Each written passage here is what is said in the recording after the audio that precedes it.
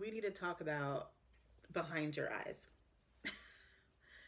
Grab a drink if you need to. I needed several. 6 episodes worth of madness. Let's go.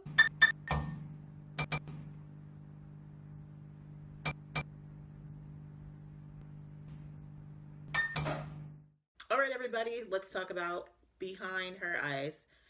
Um, Interesting story arc, and it was definitely one of those television shows where at first I didn't know where it was going, and by the end I was so entranced, enthralled, like so stuck in it. And that was surprising to me because after the first episode, I was almost a little bit confused as to what was going on, what was happening, but I was at least invested enough to say, hey, let me continue. Just to let you know, there is going to be some spoilers in here. So if you're somebody that still hasn't seen it, you don't want to know any spoilers, click off, go watch it, come back and watch the video. The story basically encompasses a few main characters. One is Adele, and I would say I think Adele is roughly around 28 in the show. And there's also Louise, who is an African American woman. Adele is a beautiful white woman. And there's David, a Scot. That Scottish accent is super hot.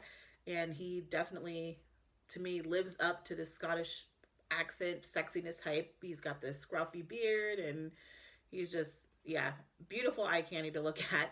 And he's been married to Adele for 10 years at this point in the film. And then one of the other main characters that starts to pop in is Rob, and I'll talk to you a little bit about how he comes into play.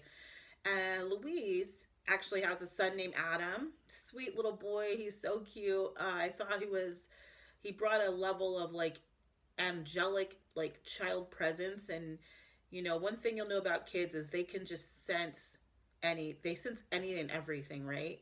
And I think that he was the perfect addition to kind of tie a bow at the end of the story, and only like and tie a bow only like a child can. And he was perfect at that. So as we're watching this story, it almost feels like, okay, is this going to be a fatal attraction? How's this going to play out? Basically, the character Louise and the character David bump into each other at a bar, and you could tell he seems kind of solemn, like he doesn't seem very happy. He kind of seems like he's thinking a lot, has a lot going on.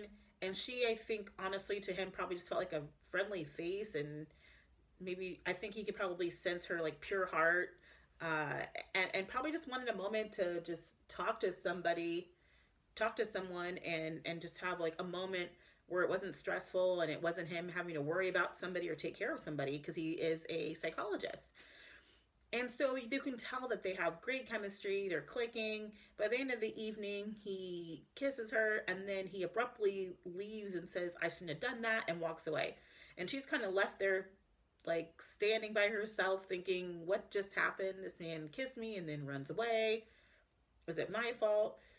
And I think about Louise and being like a single mom. She's a single mom character, and you're just going through your life. You've been divorced. That was stressful. You go out, your friends stand you up, you're out by yourself. You meet this incredibly handsome man. You have all this chemistry. And then at the end, he's like, oh, sorry, I shouldn't have done that. It's. It's like, I feel like the story of my life, the story for so many women's lives, is that you think you've met that perfect one, and then they're like, oh, I'm sorry, I'm married. Of course you are. So uh, ultimately, we find out that she works at basically like a suite of offices. So it's like a multiple different doctors and like one office suite. Well, it turns out that the new doctor that they're bringing in is David, and she did not know this prior to meeting him. And she sees him in the office. This is when she first sees him with his wife, and she connects the dots and says, oh, okay, he ran out on me because he's married. And now I'm going to have to work with this man because he's going to be working in the same office suite. And now I'm going to ultimately be his secretary. She works as a secretary, like it almost felt temp like, but not a temp. But a few times a week, she works as a secretary in this like suite of offices. And I'm thinking to myself as a woman, and I don't know if anybody else has been in this situation where you've met somebody, they haven't been upfront or honest with you about what's going on in their lives, what's happening, if they're married or whatever, and then you like randomly run into them. It always happens that way. It's like you run into them at a club or like a restaurant, and they all have that same like deer caught in headlights look, and it's like they're going in their head and deciding what are we gonna do.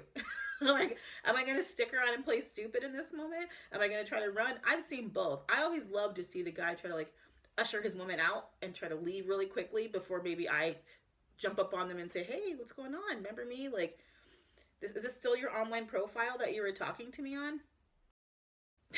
But she didn't do that, and she kind of cowered, and kind of I just kind of felt like she felt a little bit defeated by it, and she's like, well, let me just figure this out and not make this awkward because I can't afford to lose my job, obviously. You really do see, I love the underlying focus on the racial disparity when it comes to wealth.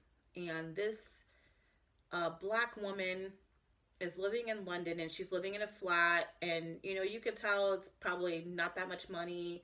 They're hanging their clothes out on the clothesline out on their patios to dry. She lives a very simple life. She doesn't have a vehicle. She walks to work. And then she's dealing with this married man and his wife who have clearly an abundance of money. The wife doesn't work. She's a stay-at-home wife. That wealth gap, the fact that this was not even filmed in the United States, it's filmed, it's an English film or English show. I love how they showed that, how that racial disparity transcends even the United States. So that was interesting. And I did love to see that. I thought it kind of gave a little bit of depth. And you think about being a woman in that position and meeting this guy that kind of seems unattainable, and then he is attracted to you, what position that puts you in when you've had a husband that's left you and cheated on you, and then you meet this guy that seems perfect. And it was an interesting dynamic. But as it continues, the wife shows up in a random location outside of the office and randomly bumps into her. And the storytelling in this film is really great because I didn't immediately go to a place where I was like, oh, she must be stalking him, or she must have been checking his phone, or it did feel genuinely like she might have been just out shopping, checking out her new neighborhood, and randomly bumped into her. It felt very natural. So I love that. You could tell that this character, Adele, the wife, she made you feel so sorry for her. Like she had the feeling of a woman that was like one of those housewives from the 50s that had no access to the outside world, and the only thing that she had like no friends unless it was a neighbor. Well, imagine if that woman has now no family, and has moved to a different city. That, and then you have a husband that's working all day, and you don't have a job, and you don't have any children. So when I think about it from that perspective, I mean, that's a very lonely existence. And I felt like that character really was able to prey on the naivete, so to speak, and the mother heart of Louise to say, hey, I just need a friend. And I think at that moment, I don't think Louise really thought that there was ever going to be anything else with her and the doctor. And so at that point, she's like, oh, well, would this really hurt to be friends with this woman? I haven't done anything wrong really with the husband. She needs a friend. I would love to have another friend maybe. And they have a chemistry, it seems. It feels like they really get along well.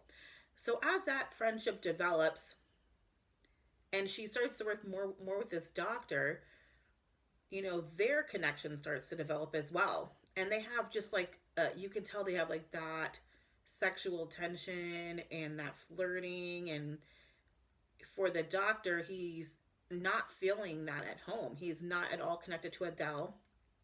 You can tell from the beginning that Adele is not wound all the way right, so to speak. She's having, and I don't even want to say that, because to me, you're dealing with mental illness, and this to me is just beyond a general level of mental illness. we all know, someone in our lives that might be potentially dealing with this, and this is on another level because I feel like it's almost like maybe like the unpredictability of it. I don't know, but it if you're I think honestly because he's a psychologist, it makes it more stressful for him because he can't diagnose what's going on. That's what it feels like to me. It feels like he's trying every medication in the book to get Adele to, I guess, function at a capacity where he doesn't feel as though he has to constantly monitor her. And they don't tell you at the beginning what the underlying history is with the two, but you can just tell it is a very stressed out, stressful relationship, and they're basically at the feels like the brink of divorce. Like they it doesn't seem healthy. It doesn't feel like it's something positive. Um, and those type of men, when they're in those situations, they tend to be pretty vulnerable to a potential affair, and that's really what seems to be going on here. Is he's in an emotionally vulnerable position where he's more than likely open to having an affair with somebody. And that ultimately is what ends up happening with him and Louise. They have this affair. Her son goes off with her ex-husband, so she has like a month to herself with no kids.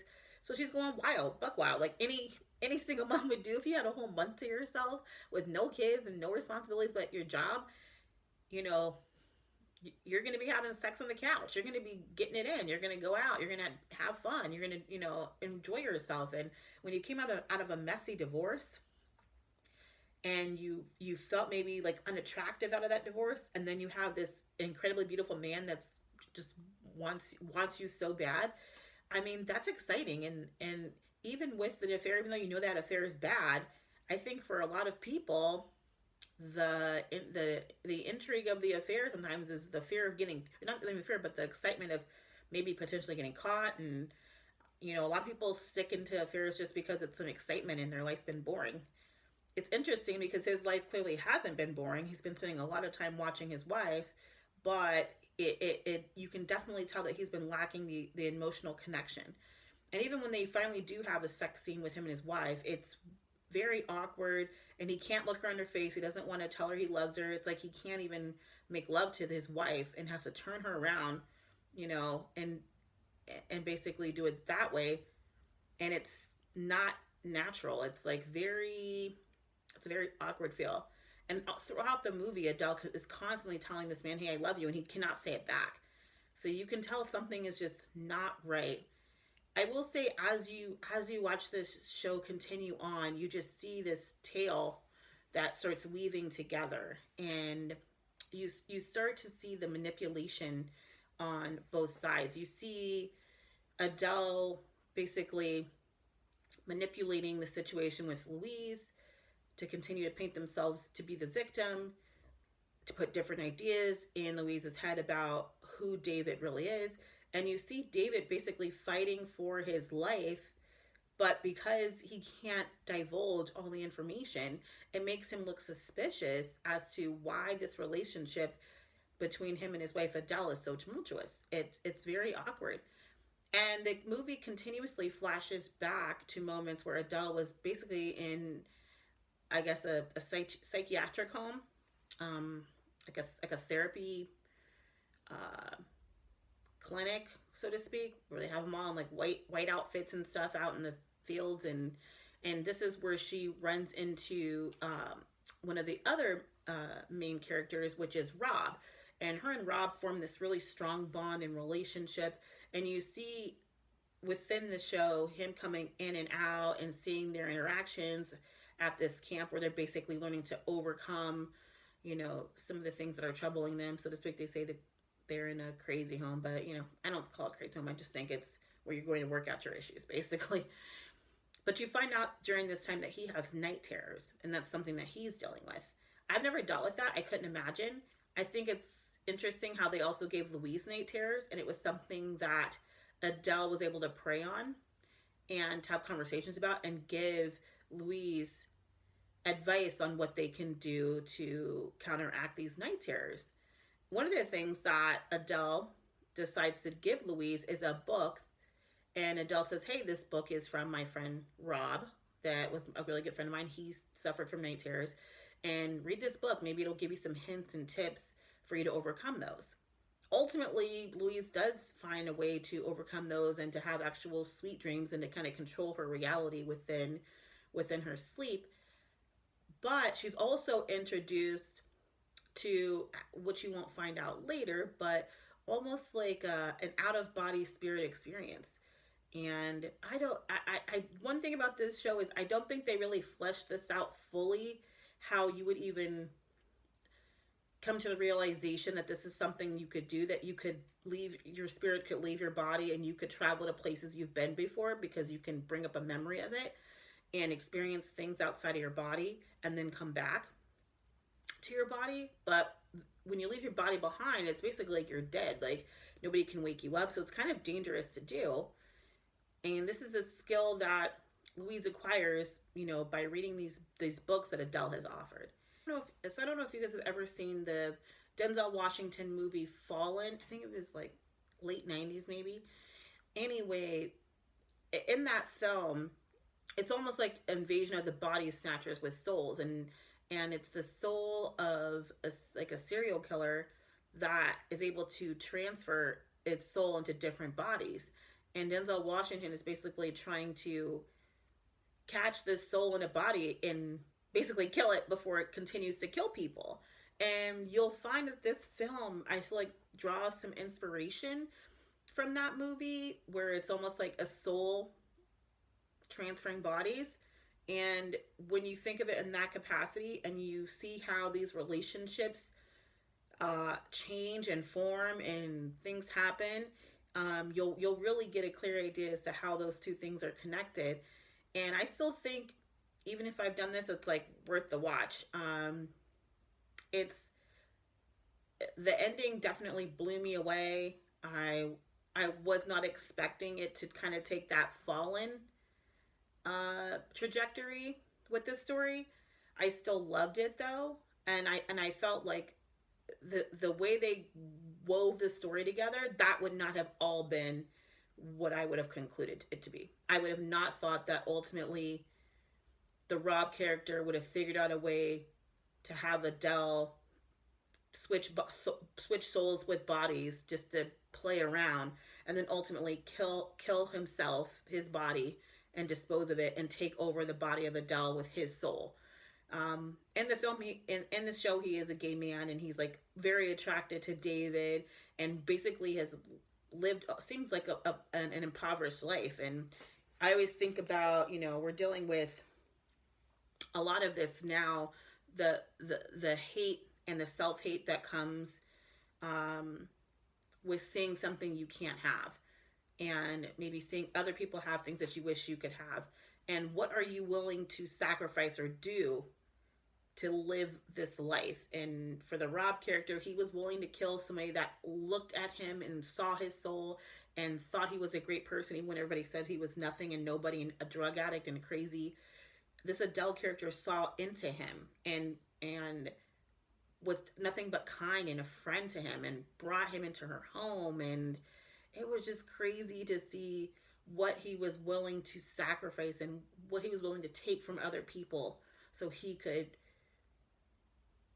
have what he wanted. And ultimately it didn't pay off, because even when he took over Adele's body, David could sense something was wrong. And at the end of the movie, it lends to, it kind of leads to us to think that he also has now taken over Louise's body. Because as I mentioned at the beginning, how kids have like that innocent spirit. Her child, Adam, has no connection all of a sudden to his mom. And throughout the movie, he's so connected to her. And it's like he can sense something's not right with my mom.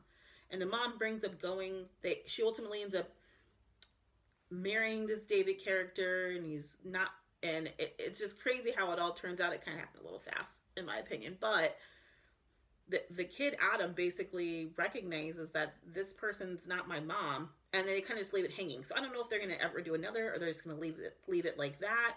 If they're going to continue and maybe play the story out more, maybe have more body jumping. It's basically Fallen in a series.